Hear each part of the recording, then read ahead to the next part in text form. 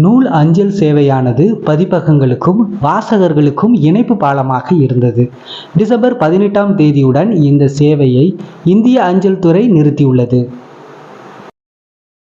இது பத்திரிகையாளர்களுக்கு, புத்தக வாசகர்களுக்கு ஒரு மிகப்பெரிய இழப்பு. ஏனென்றால் அஞ்சல் துறையிலே நூலஞ்சல் மூலமாக ஒரு 5 கிலோ வரையான பார்சல்களை நாம் கிட்டத்தட்ட ஒரு 75 ரூபாய் 80 ரூபாய்க்கு நம்ம அனுப்பலாம். ஆனால் இப்போது அதை பதிவு தபாலில் மட்டும்தான் அனுப்ப முடியும். அப்படிப்பட்ட 5 கிலோ வரையான பதிவு தபாலில் அனுப்பினால் 3 மடங்கு கட்டணம் அதிகமாயிருக்கிறது. கிட்டத்தட்ட ஒரு 225 ரூபாய் வரைக்கும் இன்றைக்கு அந்த 5 கிலோ வரைக்கும் அனுப்பணும்னா அவ்வளோ ரூபா இன்றைக்கு பதிவு தபாலிலே கட்டணம் உயர்ந்திருக்கிறது. இந்த நூலஞ்சல் முறை என்பது காலங்காலமாக பிரிட்டிஷ்கார காலத்திலிருந்தே இது இருக்கு. நூலஞ்சல் முறைங்கிறது பத்திரிகையில மாத சந்தா நம்ம கட்டியிருந்தோம்னு சொன்னோம்னா அதை கிட்டத்தட்ட ஒரு மிக குறைந்த கட்டணம் 5 ரூபாய் இந்த மாதிரிலாம் கூட மிக குறைந்த கட்டணத்துல 1ஆம் தேதி ஒவ்வொருத்தருக்கும் ஒரு தேதி ஒதுக்கிடுவாங்க. ஒரு 5 முதல் வாரத்துல ஒரு 5 தேதி வரைக்கும் ஒதுக்கிடுவாங்க.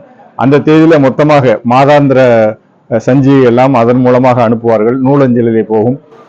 இந்த திடீர் அறிவிப்பு புத்தக ஆர்வலர்கள் வாசகர்களை அதிர்ச்சி அடைய வைத்துள்ளது. இந்திய அஞ்சல் துறையானது 1,54,725 தபால் நிலையங்களை கொண்டுள்ளது. இப்போது இந்த முறை ரத்து செய்யப்பட்டதால் இந்த வாசிப்பு பழக்கம் இன்னும் கொஞ்சம் குறையும். ஏனென்றால் அந்த குறைந்த கட்டணம் நிர்ணயித்திருப்பதற்கு காரணமே வாசிப்பு பழக்கம் பரவலாக செல்ல வேண்டும். அதனால வாங்குவதற்கு முடியாது. சென்னையிலிருந்து வரக்கூடிய பத்திரிகையை வாங்கணும்னு சொன்னா அந்த நூலஞ்சலை வாங்கிட்டு இருந்தாங்க. இப்போ இப்படி கட்டணம் உயர்ந்தால் அந்த சந்தாவினுடைய கட்டணமும் உயரும். அப்ப இனிமே எதுக்கு போட்டு வாசிக்கணும்? ஏற்கனவே வாசிப்பு பழக்கம் குறைஞ்சிருச்சு.